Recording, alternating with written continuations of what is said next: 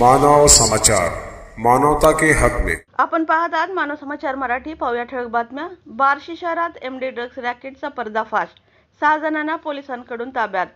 सोलापूर बार्शी शहरात MD drugs प्रकरणाशी संबंधित मोठ्या रॅकेटचा पर्दाफाश झाला असून पोलिसांनी एकूण 6 जणांना ताब्यात घेतले आहे।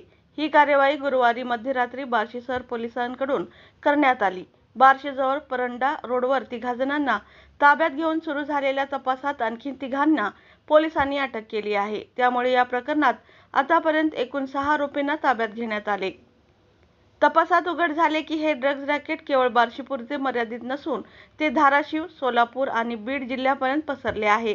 ताब्यात घेतलेल्या आरोपींपैकी 4 जण धाराशिव जिल्ह्यातील परंडा तालुक्यातील असून उर्वरित 2 जण बार्शी शहरातील आहेत।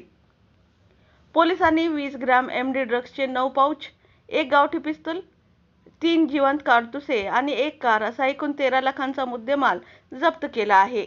ताब्यात घेतलेल्यांमध्ये असद हसन देहलूज, महफूज मोहम्मद शेख, सरफराज उर्फ गोल्डी असलम शेख यांचा समावेश आहे। या प्रकरणी बार्शी शहर पोलीस ठाण्यात गुन्हा रजिस्टर नंबर 353/2025 अंतर्गत NDPS ऍक्ट कलम 8 क 22 ब 29 तसेच भारतीय शस्त्र अधिनियम 1959 ची कलम 325 आणि महाराष्ट्र पोलीस कायदा कलम 135 नुसार गुन्हा दाखल करण्यात आला आहे। ही कार्यवाही बार्शी शहर पोलीस ठाण्याच्या पथकाने केली असून यामध्ये मोठं ड्रग नेटवर्क उघडकीस आलं आहे। तपास अधिक खोलवर सुरू आहे। बाईट PI बालाजी कुकडे, बार्शी शहर पोलीस निरीक्षक। पुढील बातम्यांसाठी पाहत रहा मानव समाचार मराठी, सत्य नेहमी सत्यांसोबत। ड्रग्ज प्रकरणामध्ये 3 आरोपी अटक केल्यानंतर कोर्टामध्ये हजर केलं।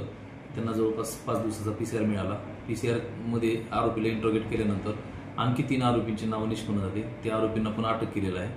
तपास हा वरिष्ठांच्या मार्गदर्शनाखाली चालू आहे। सर, हे ड्रग्ज प्रकरण बार्शीचं आणि तुळजापूरचं गाजत असलेलं ड्रग्ज प्रकरण, तर यामध्ये काही धागेदोरे जुळतात का? त्याच्याशी काही याचा संबंध आहे का? त्याबद्दल आता सांगता येणार नाही। आणखी तांत्रिक विश्लेषण, तांत्रिक तपास, आमची तपास चालूच आहे। तपासांती तसं काही निष्पन्न झालं तर नक्कीच आम्ही कळवू, पण सध्या तरी त्याबाबत काही सांगता येणार नाही।